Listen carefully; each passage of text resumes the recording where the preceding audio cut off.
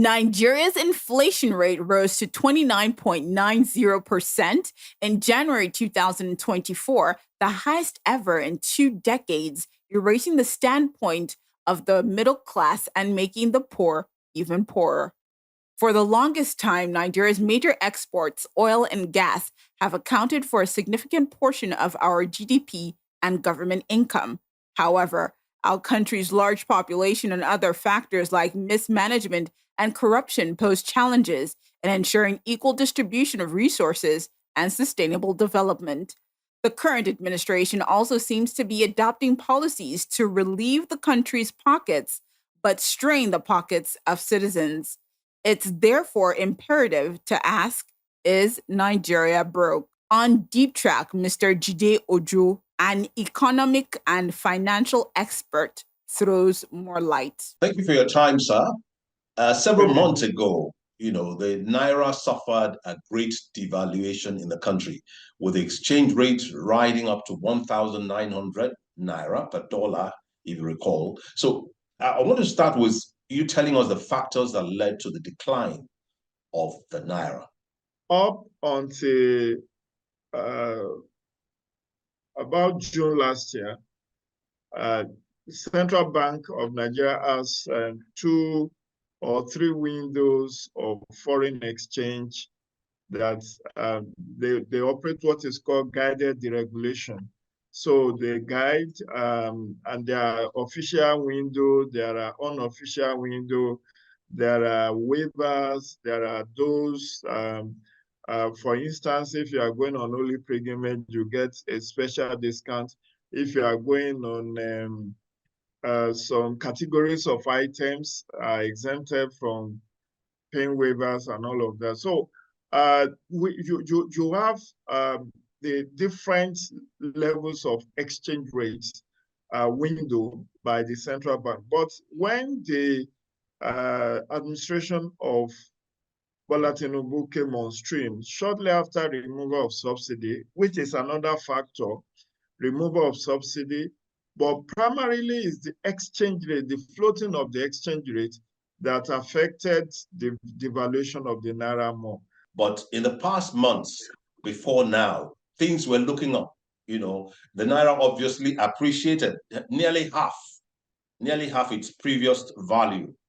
So let's also look at what measures were taken then to effect that, do I call it unexpected appreciation? What CBN tried to do was to, again, part of the challenge that led to the depreciation of Naira was we were not producing enough. And there was a lot of pressure on our currency. Don't forget, why I brought in the angle of removal of first subsidy is that when subsidy was removed, we are still not self-sufficient. In fact, we are still import dependent on our daily consumption of petrol, at least petrol and other petroleum products like diesel, like jet A1, aviation fuel, as well as even petroleum jellies. We were import dependent, and we are still import dependent. So the fact that we were spending the little reserve we have to import this fuel put a lot of pressure on our foreign exchange earnings, particularly our foreign reserve. We depleted our foreign reserve because most of the importations that have to be done are done in foreign currencies. You can't use Naira to go and buy refined petroleum products from Malaysia, from Singapore, or from China, or from Europe. So you have to use the international currencies, whether it's euro or pound sterling, or you use dollar. And that put a lot of pressure on the currency. So what the central bank tried to do as a mitigating factor is to first, they went and do crude oil swap. They borrowed over 300 million US dollars from the Exim Bank of Egypt and use our crude oil as a means of repayment. The landing cost of a liter of petrol is now 1,117. That's the landing cost.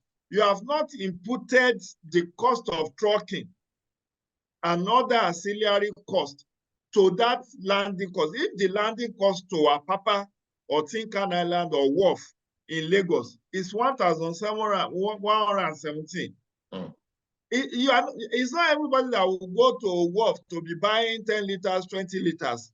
You still have to drive the independent marketers and major marketers.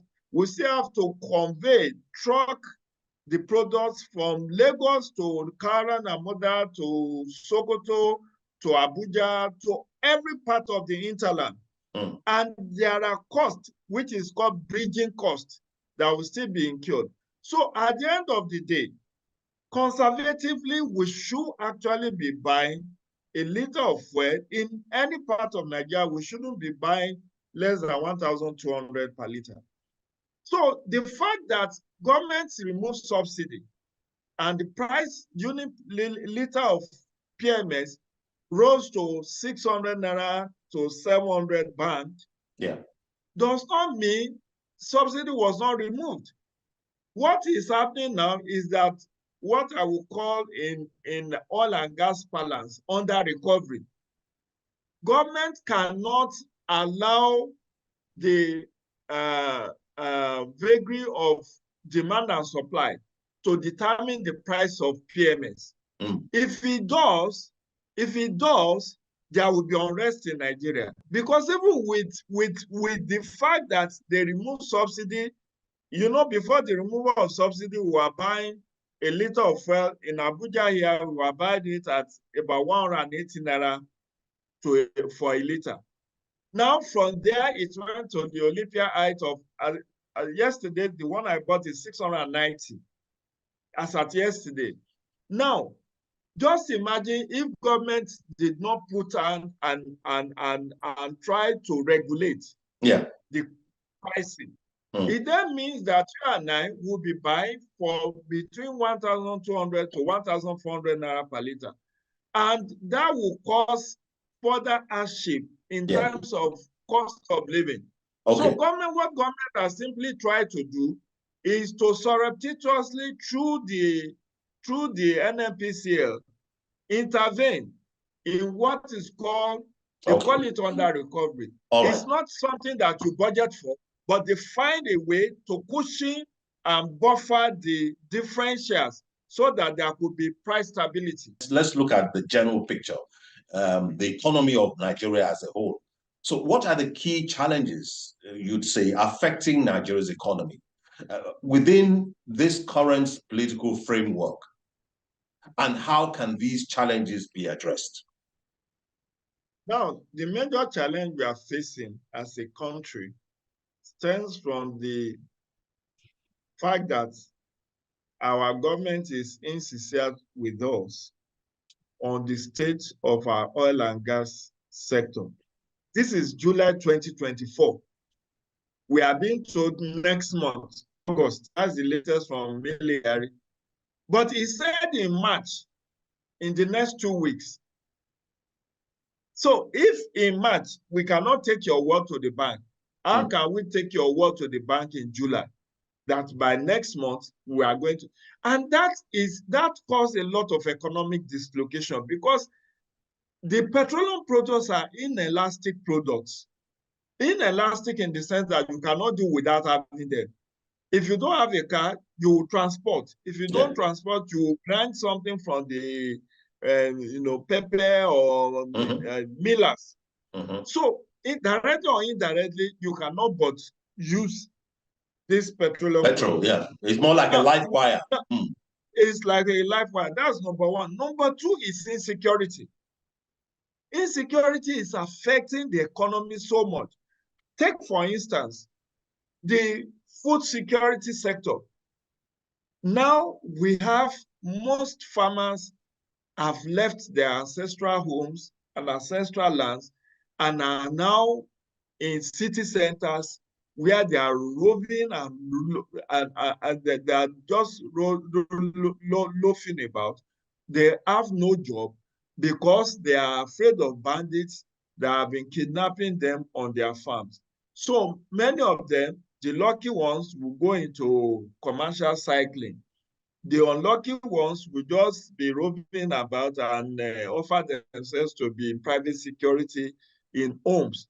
But when there is no food security, according to NBS latest report from National Bureau of Statistics, food inflation is over 40%. It's about 41, 42% now. Food inflation. Headline inflation has climbed to about 32%. That's as at, is it early this week or last week? Yes. Now, part of what is causing food inflation is the fact that we are not producing enough food. And with insecurity that is pervasive, the other day, I don't know, in Lagos, Fuani brothers, the MD of Fuani and 2 or 3 of his children were kidnapped in the Lekki-Ajah axis when they were coming from inspection of one of their factories in Lagos. Only God knows how much they pay in ransom before they were released after about 4 or 5 days. Now, with this level of insecurity, there has now been a lot of divestment from Nigeria. Businesses, multinational businesses are closing down because of insecurity and what I will also call ease of doing business in Nigeria is very, very acute. We have acute challenge with ease of doing business, multiple taxation, insecurity, no access to land, no access to bank loans. So many foreign investors that will have come to invest in Nigeria are not coming. The few ones that are existing in Nigeria are divesting and are relocating elsewhere to go and reinvest their funds. So that is part of the reason why the economy is in the doldrum. You know, I'm sure you heard about the planned demolition of one of the best recreation centers in Lagos. That was the Landmark Beach, which generated billions of naira yearly. What ran through your mind when that information hit you? Did you actually see it as a significant threat to our country's revenue? I think there have been an adjustment on that Lagos Calabar Highway. Initial demolition that took place on Landmark Beach was affected part of the fence, and just of their structure. I think in the latest, and permit me, you can correct me if I'm wrong. Okay. Initially, they said it was the rerouting of the Lagos Calabar superhighway that affected Landmark. It was not part of what should have been affected that been issue. And I thought I had Dave Umahi, the Minister of Works, saying that they would redirect in a way that it will not affect many of the investments in Lagos.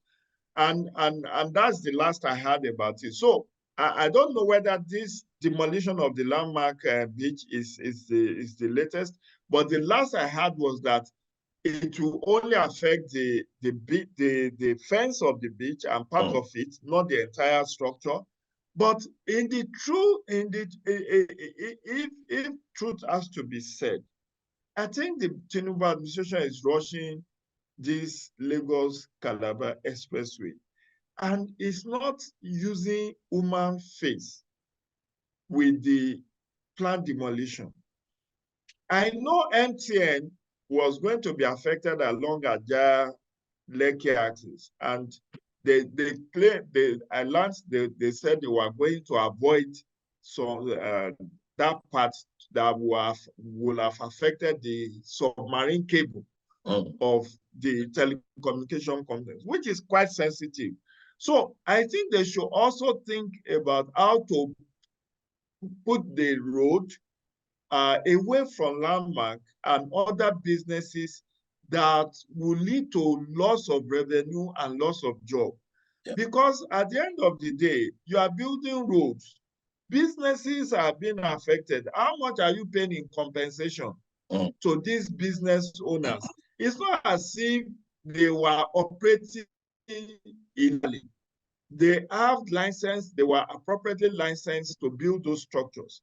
So there is no amount of compensation you want to give them that will actually do justice to the laws, economic laws that would be incurred. So I will appeal to Minister of Works and the President that as much as possible, not only Landmark Beach, but other businesses that could easily be affected, they should find a way of redirecting the pathway of that superhighway. It is needed, quite all right.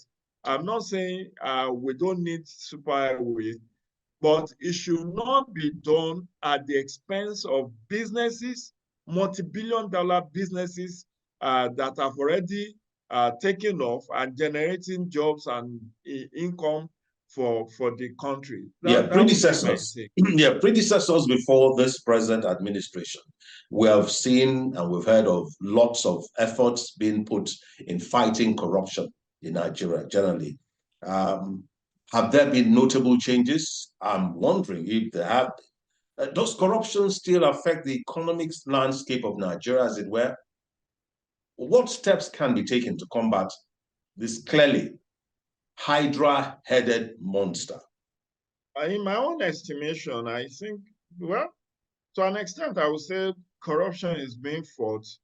But you know, the popular saying is that when you fight corruption, corruption fights back. And what Nigerians are up against is high-profile corruption from politically exposed persons. It is very laughable and ridiculous when the House of Reps member said they earn 600,000 naira and they are ready to fulfill 50% of that for 6 months. That is just like when somebody is telling you, look at my pay slip, this is how much I had. But the real meat is not being disclosed.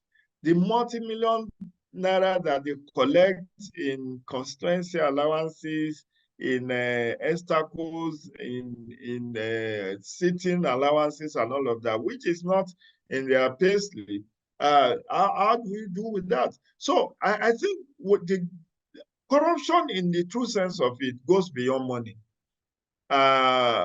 Corruption is also abuse of public office for gains.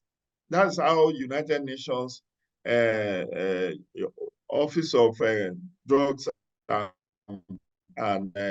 UNODC, that's how it's classified corruption. That when you abuse public office for private gains. So it doesn't have to be money alone, money embezzlement.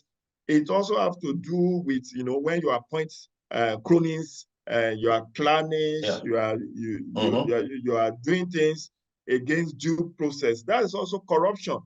So when we have no value for money that is being expended, that's also corruption. But the anti-corruption agencies need to be strengthened to be able to perform better than what they are doing. They are doing their best. It's not like it would have been worse if we don't have those institutions like EFCC, like ICPC, like Code of Conduct Bureau, like and Nigeria Financial Intelligence Unit. But you need to ensure that they are well-resourced. What is the staff strength of EFCC? What's the staff strength of ICPC? Vis-a-vis the volume of work that we expect them to do. In fact, the Code of Conduct Bureau, do you know in 2022 or 2023, the budget of Code of Conduct Bureau is under 1 billion naira, aside from salaries. How would they investigate those documents that you and I have filed when we are submitting our asset declaration form? This asset declaration form, somebody will say he has house in Australia, he has house in South Africa, he has property in US. You have to go and visit and see and evaluate whether the man is saying the truth or not. And when you don't have organization, anti-corruption agencies that are well-resourced, they cannot perform magic. And that's where I would say we need to tighten the nuts and bolts. Look at the Office of Auditor General, and that's the Auditor General of the Federation that should ordinarily audit all federal government ministries, departments, and agencies. Does that office have the required funding? Does it receive the required funding? Does it have the requisite personnel to be able to do its work? So these are the kind of things we need to tighten the nuts and bolts of the law. We need to have these anti-corruption agencies well-resourced, and then we do a lot of orientation so that these people we stop pilfering our commonwealth. Let's look at the role international trade and investments play in Nigeria's economic viability. How can governments foster a more conducive environment for foreign participation? There are international conventions and covenants that Nigerians have signed on to. Yeah. We are a member of the World Trade Organization, but are we taking advantage of this WTO and our membership of that organization? The challenge I see, my brother, is that look at AGOA that was floated by one former American president, which is African growth, to ensure African growth in terms of trade and investment. I think it was Bill Clinton or one president of America that floated the AGOA for African countries. We have not been able to take, even after African Continental Free Trade Agreement area that was also that we are a signatory to. The challenge I see, why we are not profiting so much from the trade and investment opportunity globally, is that we are producing only crude items for sale. For instance, we are not refining our crude oil. We are exporting and we are importing the refined petroleum products. Lots of revenue. Imagine if we are refining here and we are exporting. Look at our agricultural products. When we will export them, we are exporting them in raw form. If it's yam, cassava, garlic, whatever it is that we are producing, cocoa, we are only exporting them in their raw form. We are not doing semi-finished product. We are not doing finished product. And that is why we have not been able to take make maximum gain from our membership of World Trade Organizations and AGOA and NAFTA. The same thing with our solid minerals. All our solid minerals, when we explore them, what we do simply is to export them in their raw form. The gold that are exported in raw form, bitumen, tin, columbite, and steel, everything that we do. So when you don't have value addition to your product, you are not going to have a competitive market. And that is what is missing, value addition. Until when we start having value addition to these products that we are producing for export, whether it's agricultural products, whether it's solid mineral, whether it's oil and gas, until when we start doing the value addition, we will continue to receive peanuts for our investments. It's been Deep Track, and our guests was Mr. Jide Ojo, an economist, an economy and financial expert. Thank you again, sir, for joining us.